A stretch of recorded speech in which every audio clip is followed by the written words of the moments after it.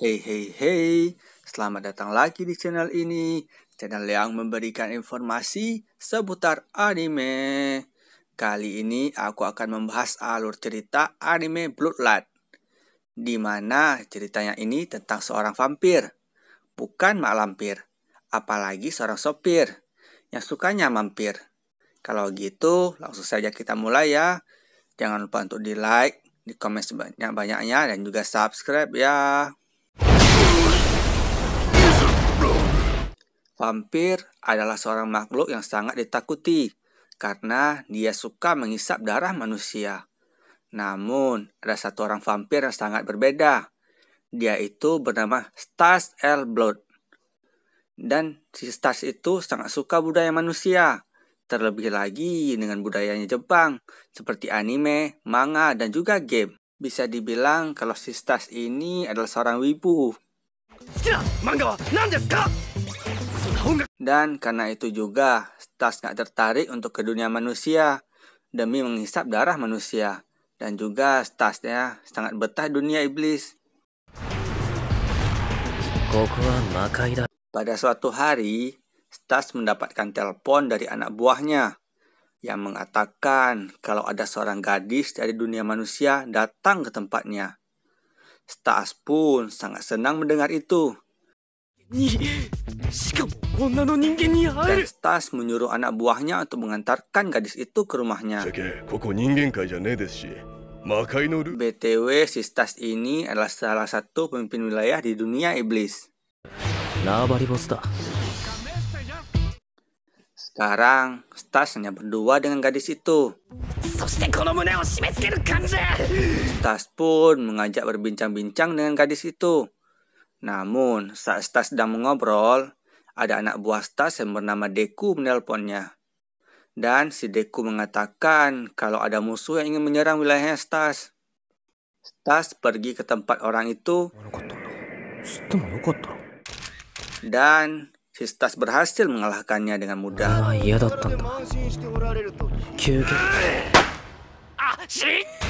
Kemudian, Stas kembali ke rumahnya.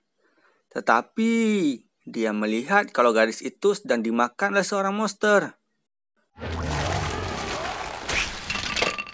Stas pun jadi sangat sedih melihat itu. Dan sekarang, gadis itu telah menjadi seorang hantu. Dan kini, Stas bertekad untuk menghidupkan kembali gadis itu. Akhirnya diketahui kalau gadis itu bernama Fuyumi Yanagi. Fuyumi bertanya ke Stas bagaimana cara menghidupkannya. Kemudian Stas membaca komik dan berencana untuk mengumpulkan 7 bola naga untuk menghidupkan kembali Fuyumi. Dan Fuyumi mengatakan kalau itu cuma bisa dilakukan di komik, bukan di dunia nyata. Kemudian Fuyumi membawa Stas ke tempat portal yang dia masuki waktu dia datang ke dunia iblis. Stas yang melihat itu pun kaget, karena Stas tidak pernah tahu ada portal di sana.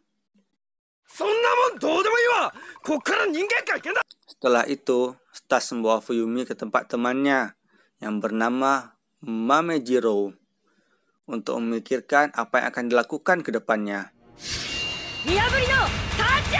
Dan kebetulan, Deku juga datang ke tempat itu dan membawa seorang yang bernama Yoshida. Kemudian, Stas mengatakan kalau dia ingin pergi ke dunia manusia dan berhenti untuk menjadi seorang bos wilayah. Anak buahnya Stas yang mendengar itu pun kaget. Karena kalau Stas pergi, bisa-bisa hal itu menyebabkan keributan di wilayahnya Stas. Kemudian, Stas menyuruh Yoshida untuk menggantikannya sebagai bos. Dan kebetulan juga si Yoshida ini memiliki kemampuan untuk meniru wajah orang lain.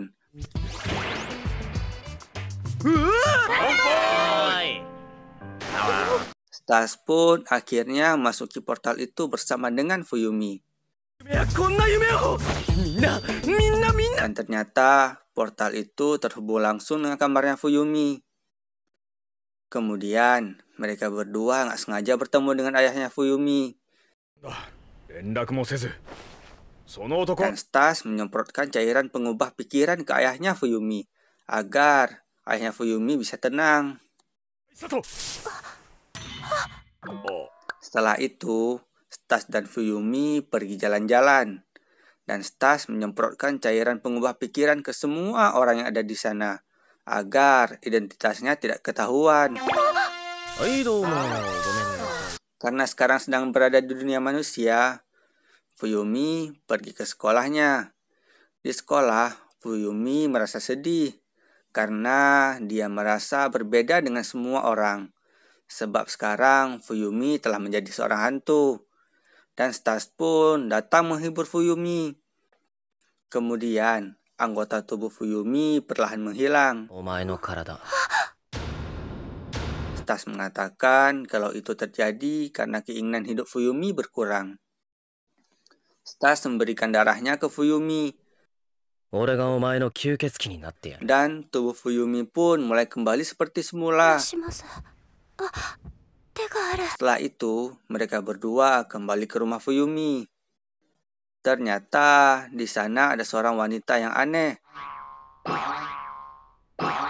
Wanita itu bernama Hydrabel. Dia itu adalah orang yang membuat portal. Dan dia juga adalah seorang pelintas dunia yang hobinya mencari harta karun. Bel menyuruh Stas untuk membayar biaya menggunakan portalnya. Karena Stas tidak punya uang, dia terpaksa pergi untuk menjalankan misi dari Bel. Stas pergi ke sebuah toko pakaian. Ternyata Bel menyuruh Stas untuk mendapatkan sempak iblis legendaris yang tidak pernah cuci selama berabad-abad. Tetapi Stas harus bertarung dengan penjaganya. Dan kini mereka pun bertarung. Dan akhirnya Stas mampu mengalahkan orang itu dengan mudah. Kemudian Bel datang ke tempat itu. Bel mengatakan kalau dia pernah memiliki buku cara menghidupkan manusia. Dan buku itu sekarang berada di wilayahnya Wolf. Adegan memperlihatkan seorang pria yang bernama Wolf sedang mencoba untuk memperluas wilayahnya.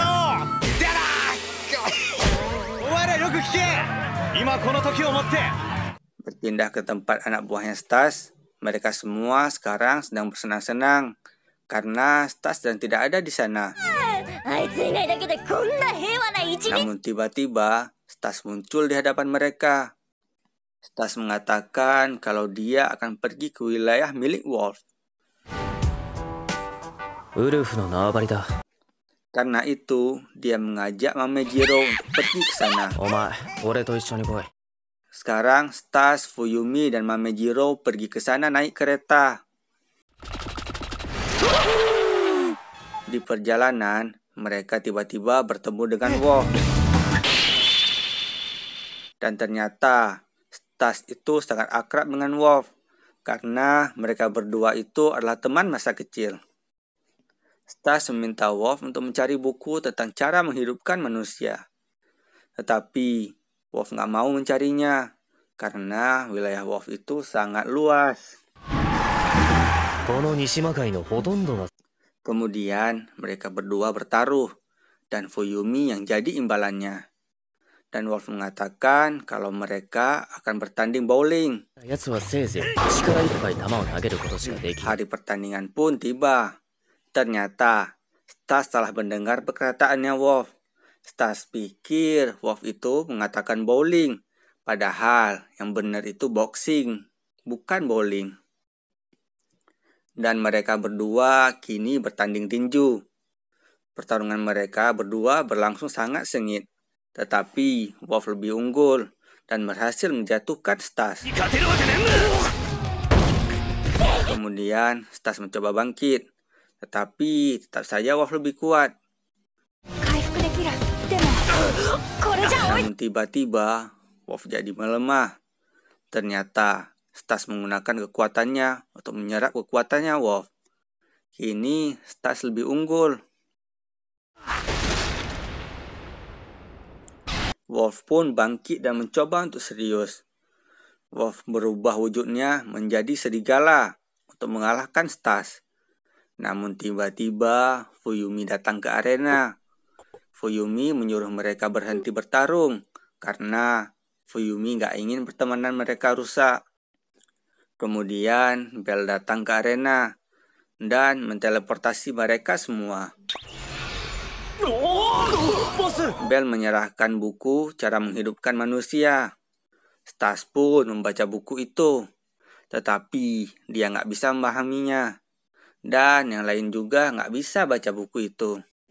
Stas melihat nama pengarang buku itu, ternyata dia itu adalah seorang bangsawan iblis yang bernama Brass D. Blood. Dan dia itu sebenarnya adalah abangnya Stas. Stas pun jadi malas untuk menemuinya. Karena sebelumnya Stas itu kabur dari rumah. Wolf pun marah dengan sikap pengejutnya Stas.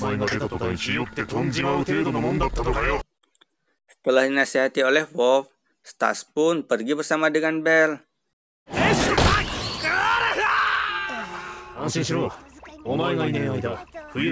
Mamejiro bertanya ke Wolf mengapa dia berada di sini. Padahal Wolf itu berasal dari keluarga bangsawan.